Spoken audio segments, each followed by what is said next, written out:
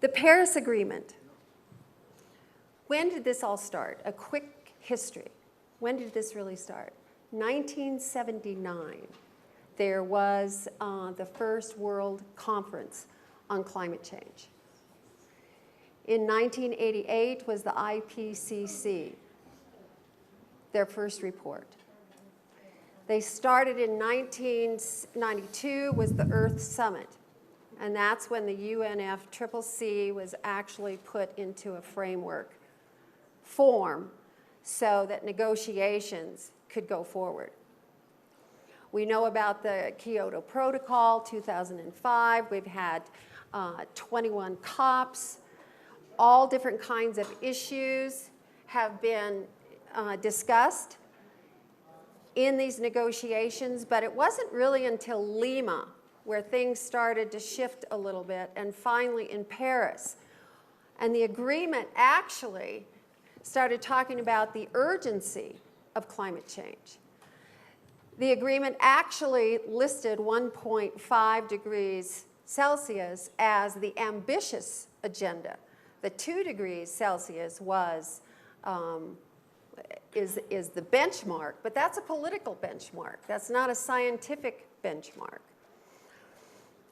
195 countries came together. I think there's been about 150 that have approved and ratified to date.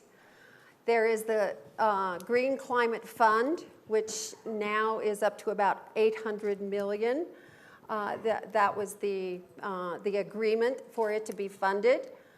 The agreement is also supposed to balance between developed and developing countries so that developing countries do get some funding to mitigate climate, to jump over the intensive carbon economies and go to low carbon, implement low carbon economies, not take the route that we've taken or the route that Iceland was on and has transformed to now 100% renewables.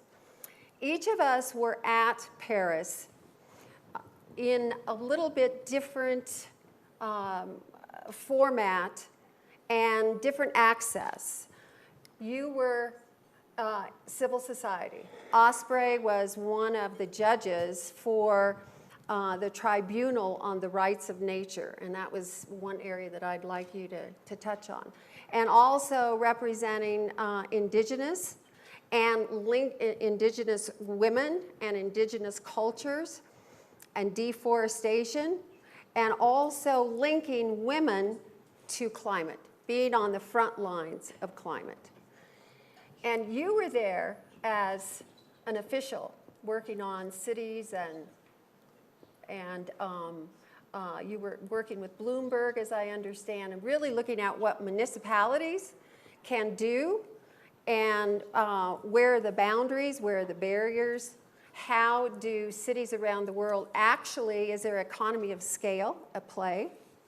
Iceland is 300,000 people. Can you really make Rio de Janeiro at 12 million? Can you really make it sustainable? Or Aspen, how does that work? I was there at La Bourget working with some of the delegates on negotiations and also meeting with a variety cross-sector individuals who were looking at a lot of the impacts of climate change, and then how do you take what the Paris Agreement has provided as a platform and how do you apply that in these different sectors. So with that, I would like to go to you, Steve, and please tell us what your experiences were and if you think that the Paris Agreement has really helped you, given you a platform.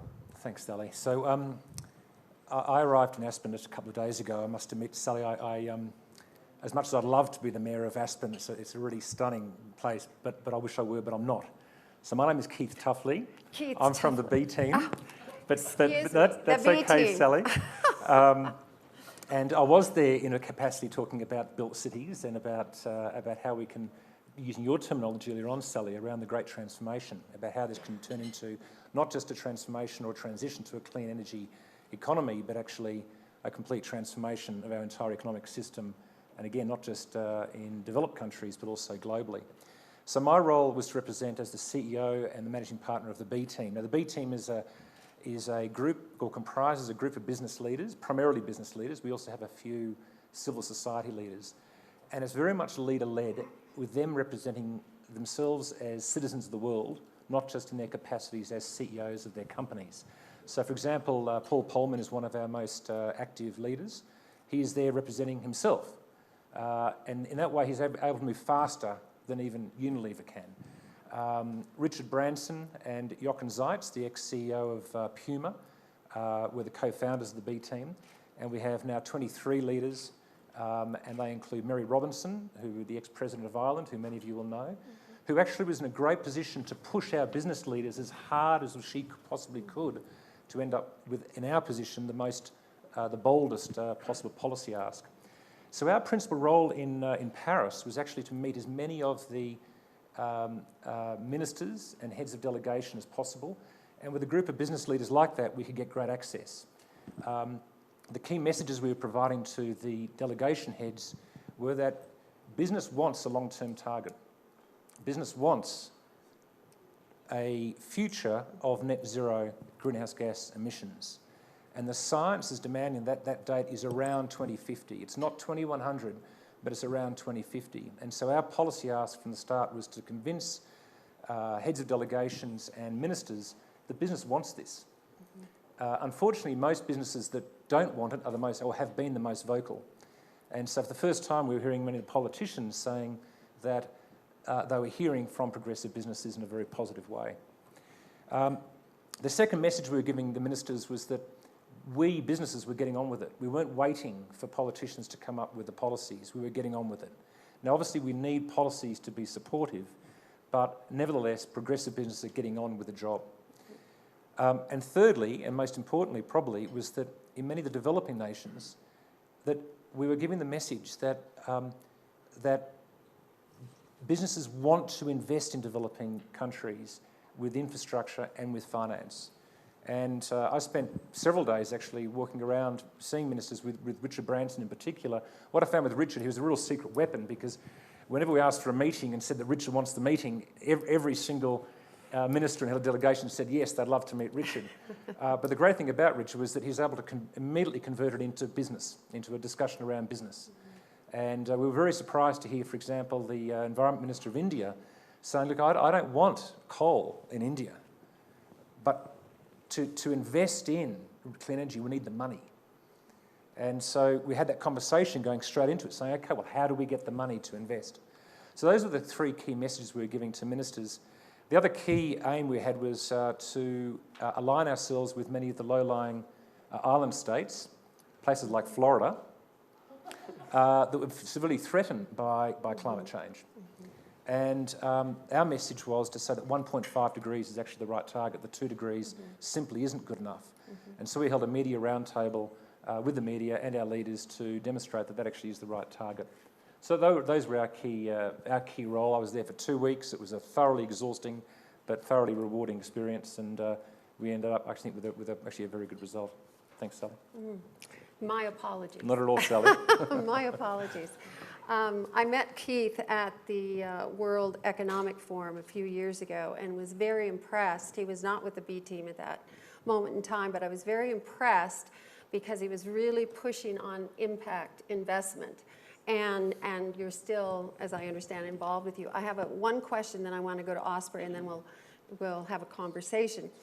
The B team sent an open letter, did it not, to the heads of states and the delegates. Did that have a real impact, do you think? Look, it's always hard to measure the impact, isn't it? And we never want to take credit where it's not due. The reality was that the Paris outcome was a combination of thousands of people over many, many years.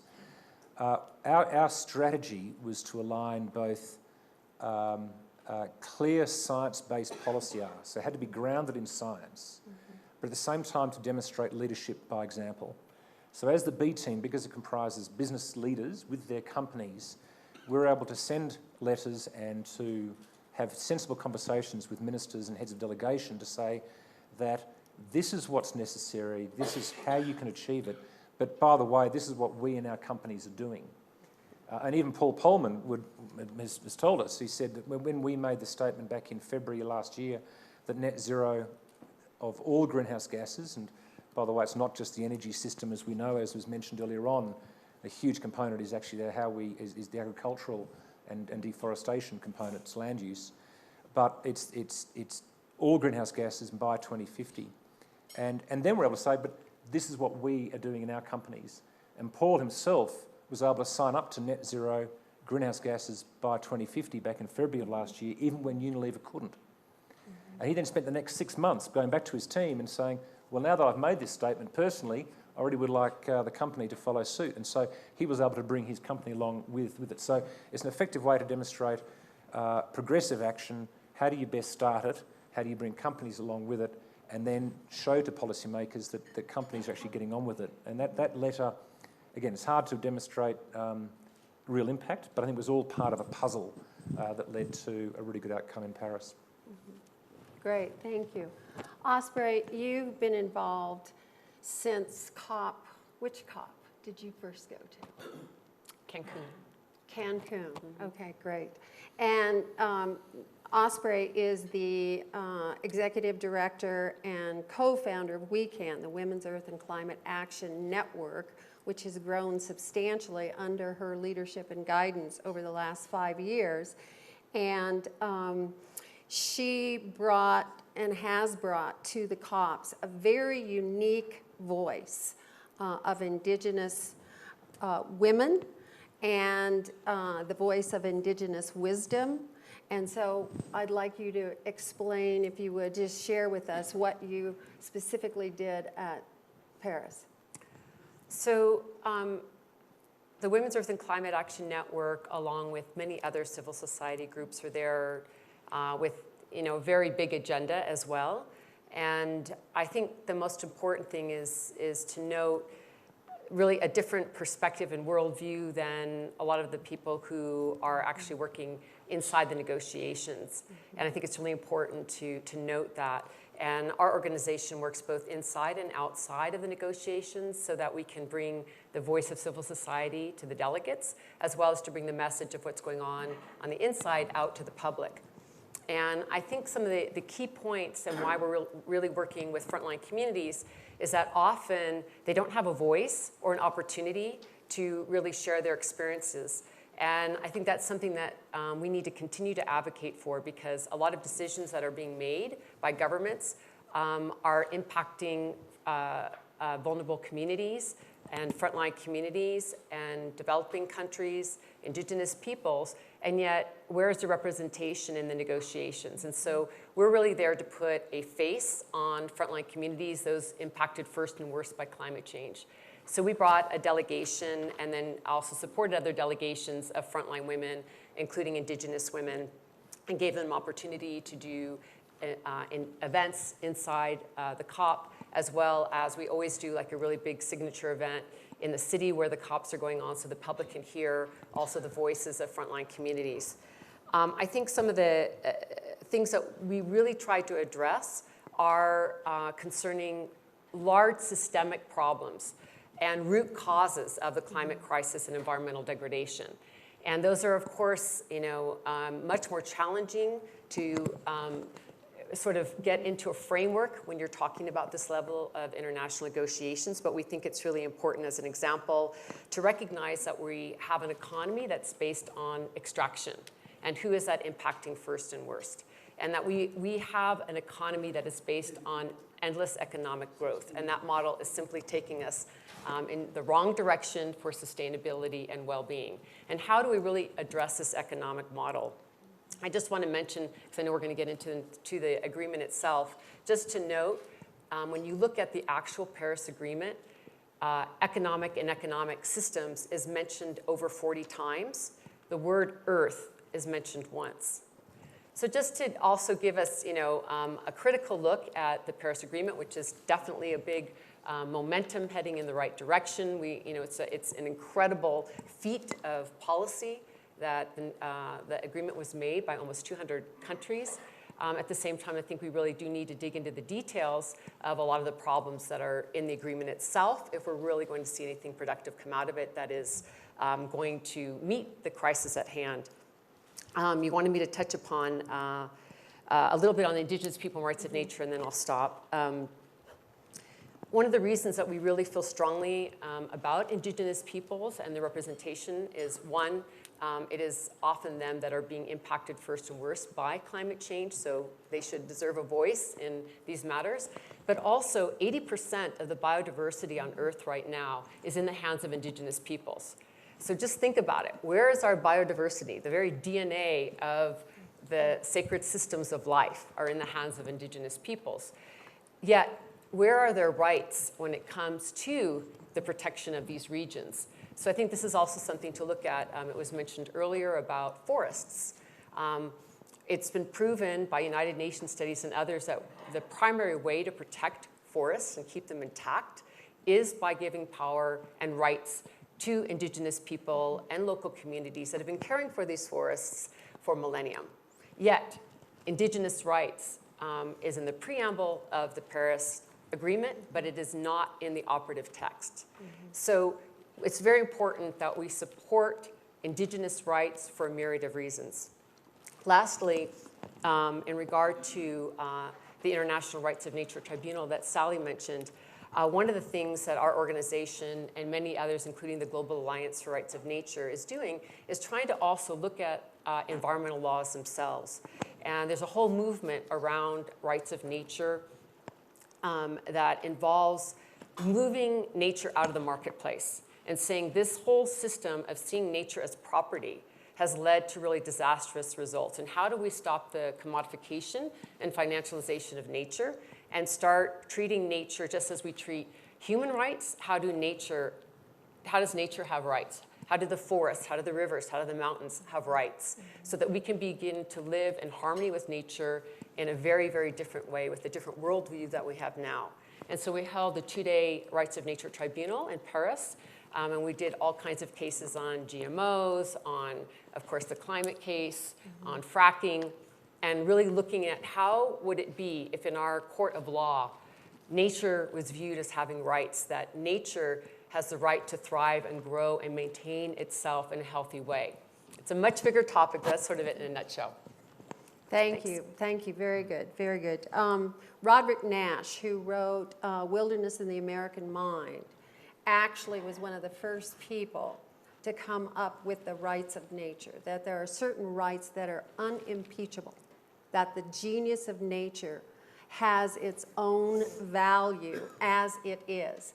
And the Global Alliance for the Rights of Nature is really looking at, as she said, a legal framework for making that an actuality when there are decisions being made about development. So I think it's a very important movement. A lot of people don't know about that, and there were 1,000 people that went to this tribunal because there is a movement that's starting in around the world, not just in the United States. Also, there's many communities, I think something like 160 communities now in the United States that actually have used this framework to try to stop fracking within their municipal boundaries or their buffer areas, their counties. So we can get a little bit deeper into that. The other word I just want to mention that is only mentioned once, and at the end of a sentence in the agreement is oceans. Oceans are so far behind in this whole discussion, and yet they are the thermometer of the planet. And forests and oceans, forests and oceans, forests and oceans. We're ocean blind, most of us, because we're terrestrial. But this is really something that all of us, no matter what our specific interest or sector is, we really have to pay attention to this. I'd like to ask Keith, have you read the agreement? Yes. Okay. And what do you see that you can actually take from that agreement and apply to the B team? In other words, does it give you an operating, working framework to really help you move forward in your agenda, in your message? Yes, definitely. I mean, I'm not sure how many have read the Paris Agreement. It's gone through a lot of iterations. What was interesting, Sally, was that even 4 days before it was signed, I forget how many bracketed items were in that agreement. It was extraordinarily worrying. I remember sitting there on the Wednesday evening before the signing on the Saturday and just thinking, this has got miles to go. And for that to turn from that Wednesday to the Saturday, it was an extraordinary turnaround. The President noted the amazing political capital that went into that by the French. I tell you, we were very lucky to have the French at this time of this agreement. Very, very lucky to have the world's superstars in diplomacy to be actually in charge of, to put their hands up at a stage when it was looking like a catastrophe a few years ago. For them to take that risk and then to do the most extraordinary diplomatic job, we should look back on that and say it was a turning point. We hopefully will say it's a turning point in history. I think we will. The other very lucky thing we had was Christiana Figueres, to have her energy, her intelligence and her drive. We worked very closely with her to ensure that we were able to time our announcements in a way that had maximum impact on negotiators. In our view, the key, I mean, there's many elements to it, and every different party, whether you're a business, different sectors, different NGOs, would have different emphases in the agreement. The one that we were focusing on was the long-term goal. And the reason for that is we feel that in business, unless you can look out to something that's measurable, that you can bring back then to bite-sized pieces, then you're washing around. And so we believe that having that net zero, all greenhouse gases, and by the way, Mary Robinson was very clear with that with us. She said, look, unless you get all greenhouse gas emissions in there, we'll fail. And then having a specific target. As I said before, 2100 is just too far away for the science. It's also too far away for our own mentality. So to bring it back to 2050 was the right approach.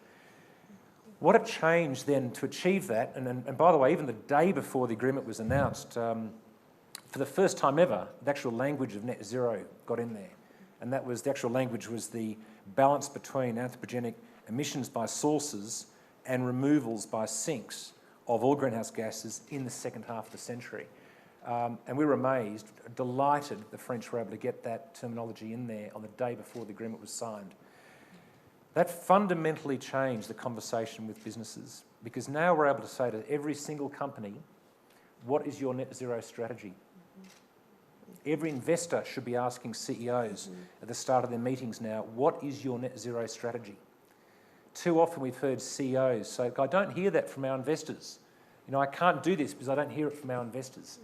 What we're saying is investors now have to, for the sake of us, for the sake of the planet, for the sake of the earth, need to be asking that of every single company, whether you're an oil and gas company, a coal company, or even a data centre company, a tourism company. What is your net zero strategy? And that for us was the key change. So it brings it back to a daily conversation.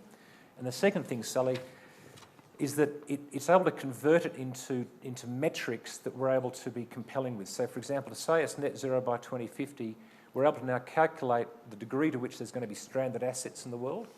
We're able to calculate how much wasted capital there will be in the world.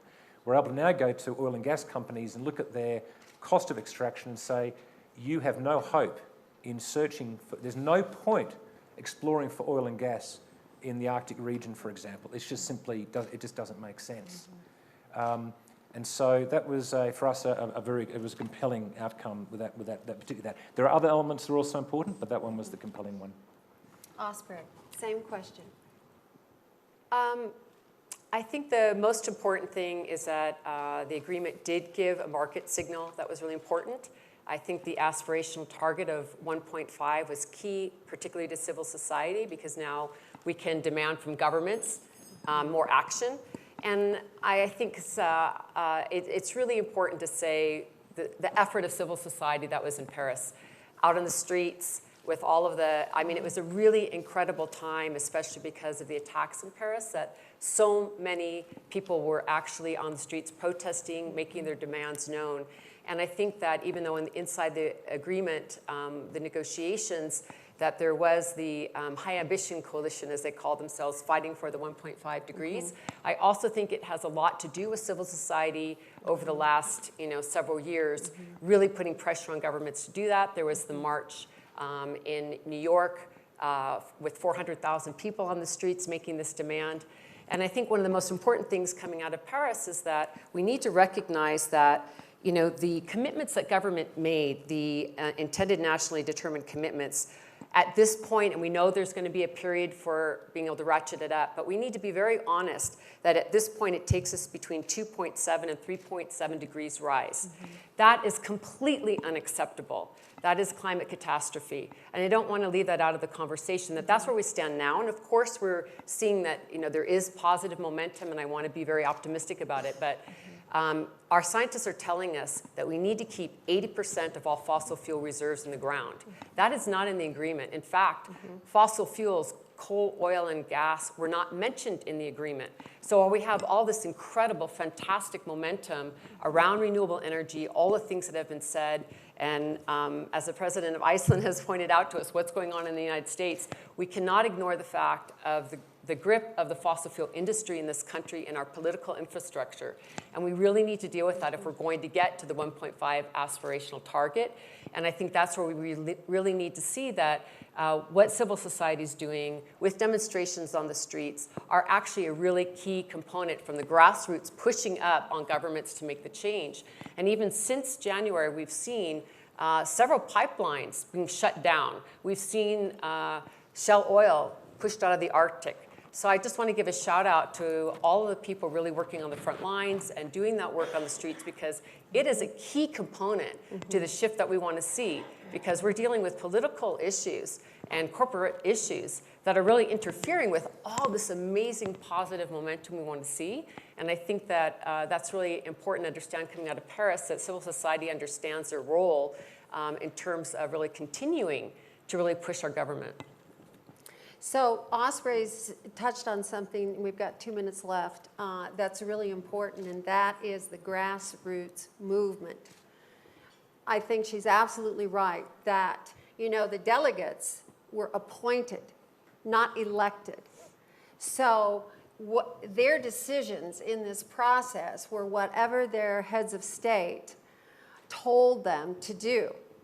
And that is in part why it took so long for this actually to happen, because there wasn't enough accessibility. Civil society actually said enough is enough. We've been at this 21 years. We have lost so much time. So this movement is happening how many of you here marched in New York? There you go. Great, that's great, yes. Good for you. Yes. Yeah. So each of these individuals are working at a different level, and that's what it's going to take. Now, the Paris Agreement, there's a 5-year review period on the indices, these contributions that countries have made for their emissions reductions, to really track, to see how they're doing. It's the first time we've been able to track. However, what she was saying is, that we're now on a trajectory, if you do the math, of what was committed in the agreement by the countries, 2.7 to 3.7 degrees Celsius. 3.7 degrees Celsius is 7.56 Fahrenheit. That isn't going to work. That absolutely is not going to work. The other thing is that in every agreement there's an exit clause, right? And there is in this one too. Is that if a country cannot reach or sees that it cannot reach its indices in 3 years' time before the 5-year limit, they can retreat from the treaty or from the agreement. And this actually, it looks not so good on the surface, but I think it's a very good strategy in that it alerts those countries, the developing countries, that the finance piece has to stay in place in order for the developing countries to get over the hump. So there's always going to be disagreement about the Paris Agreement, but I think that with the SDGs from the UN, what the B team is doing, what civil society is doing, I think that we've got a convergence now where we can really, really make a difference on this crisis. So thank you very much. I just want to say one thing in closing. Thank you, Sally, for saying that. I think it's really important, too, because this is such a diverse room of people doing different work. I like to think of it like an ecosystem, that we're all doing different parts to create the outcome that we want. So I just wanted to really acknowledge everyone in the room, because there are so many of you who raised your hands, who marched, and I know you're doing amazing work that, you know, is about us doing our different parts to create this ecosystem of success. And so in that sense, I think the Paris Agreement, you know, is a leverage point for all of us. So thank you. And that's why we are cross-sector. That's why we invite all of you from all these different perspectives to come together and collaborate on this. So thank you very much. Thank you.